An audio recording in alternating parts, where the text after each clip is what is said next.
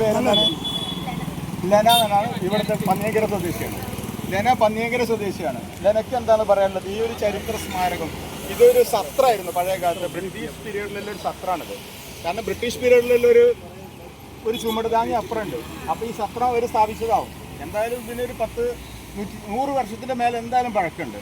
പക്ഷെ ഈ ഒരു സത്രത്തിൽ എന്തായിരുന്നു നിങ്ങൾക്ക് നാട്ടുകാർക്ക് ഈ സത്രം കൊണ്ട് ബുദ്ധിമുട്ടുണ്ടായിരുന്നത്?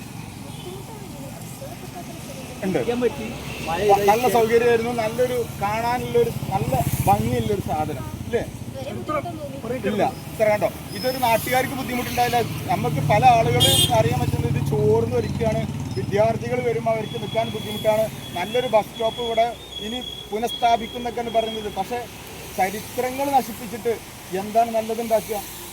ഈ കോഴിക്കോടിൻ്റെ ഹിസ്റ്ററി പറഞ്ഞാൽ ചരിത്രങ്ങളാണ് അല്ലേ? പഴമകളാണ് കോഴിക്കോടിനെ ആകർഷിപ്പിക്കുന്ന ജനങ്ങളിലേക്ക്. ഈ പഴമ എന്തെങ്കിലും കോഴിക്കോട് കാണാൻ ആരെങ്കിലും വരുമോ?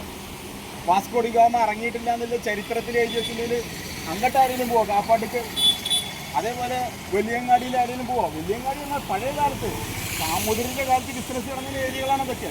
അറബികളുടെ കാലത്ത് ബിസിനസ് നടന്ന ഏരിയകളാണ് അതൊക്കെ. നാളെ തകർക്കപ്പെട്ട് കഴിഞ്ഞാൽ എന്താവും ഈ നാടിൻ്റെ സ്ഥിതി? എന്താ നിങ്ങൾക്ക് ഈ പൊളിച്ചതിനില്ല നിങ്ങളുടെ പ്രതിഷേധം എന്താണ്? ശരിയായോ ഈ പൊളിച്ചത്? ശരിയായില്ല. കാരണം ഇത് സംരക്ഷിക്കപ്പെടേണ്ടതായിരുന്നു അല്ലേ? നാട്ടുകാരുടെ മൊത്തം അഭിപ്രായമാണിത്.